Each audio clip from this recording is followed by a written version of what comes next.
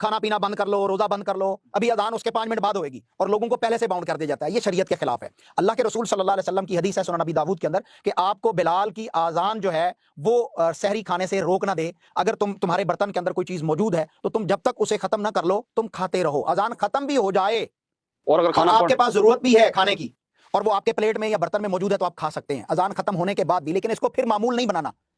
کبھی کبھار ایسا ہوتا ہے تو یہ سنت سے ثابت ہے، جائز ہے. اسلام لاکھوں کی تعداد میں نبی علیہ السلام کی فرامین موجود ہے. کیا ایک دو فرمان پڑھنے سے آپ مفتی ہو جائیں گے اور فتویٰ دینے بیٹھ جائیں گے؟ ایسا ہرگز نہیں ہے.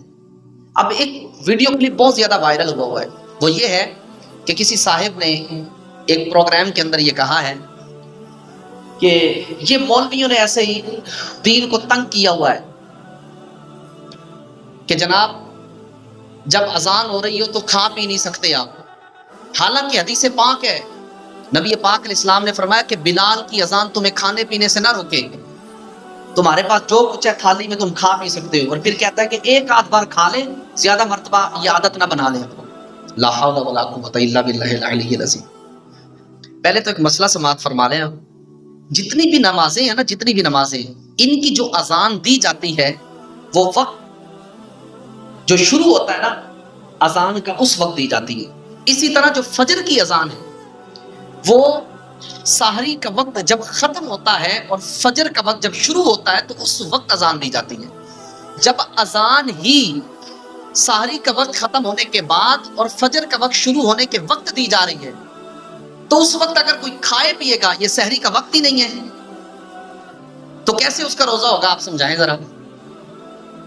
اذان دی ہی اس وقت جاتی ہے جب سحری کا وقت ختم ہوتا ہے اور فجر کا وقت شروع ہوتا ہے.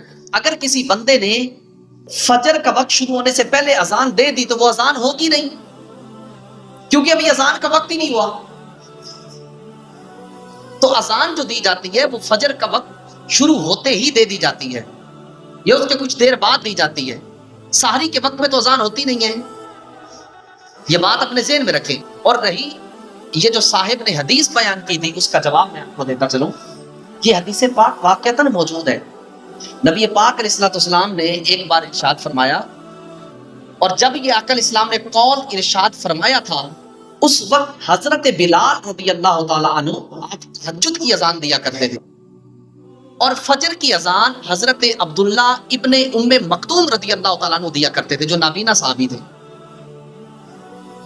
بات سمجھیے گا، یہ لوگ پوری باتیں نہیں بیان کرتے، قوم کو گمراہ کرنے کے چکر میں عبادتیں تباہ کر رہے ہیں لوگوں کی، معاذ اللہ. نبی پاک علیہ السلام نے جب یہ قول ارشاد فرمایا کہ بلال کی اذان تمہیں کھانے پینے سے نہ روکے، تب حضرت بلال رضی اللہ تعالیٰ عنہ تہجد کی اذان دیا کرتے تھے، اور حضرت عبداللہ ابن ام مکتوم رضی اللہ تعالیٰ عنہ آپ فجر کی اذان دیا کرتے تھے. تو جب آقا علیہ السلام نے فرمایا کہ بلال کی اذان تمہیں کھانے پینے سے نہ روکے تو وہ تو تہجد کی اذان دے رہے ہیں، اور تہجد کا وقت سحری کا وقت ہوتا ہے.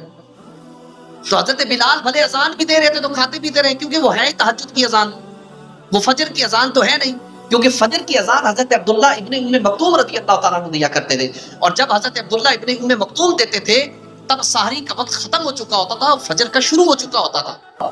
اس لیے اس میں کوئی مذائقہ ہی نہیں ہے، وہ تو ہے ہی، اب سحری کا وقت ہی ختم ہو گیا. اور حضرت بلال کے وقت جو فرمایا تو اس وقت تو سحری کا وقت تھا، اس لیے کھانے پینے سے منع نہیں کیا، کیونکہ اس وقت یہ ٹائم ٹیبل وغیرہ یہ چیزیں نہیں ہوتی تھی. تو اس لیے نبی پاک علیہ السلام نے فرمایا کہیں تمہیں بلال کی اذان کی وجہ سے تم کھانا پینا ہی نہ چھوڑ دو کہ شاید سحری کا وقت ختم ہو گیا، کیونکہ حضرت بلال تو تہجد کی اذان دے رہے تھے، تو لہذا تم کھاتے پیتے رہو، وہ تو تہجد کی اذان ہے. جب حضرت عبداللہ ابن ام مکتوم دے وہ فجر کی اذان ہے تو تب کھانا پینا بند ہو گیا، کیونکہ فجر کا وقت ہی سحری کا وقت ہی ختم ہو گیا. تو یہ بات اپنے ذہن میں بٹھا لیں، کسی کی طرف جانے کی حاجت نہیں. قرآن و حدیث ہمارے پاس موجود ہے.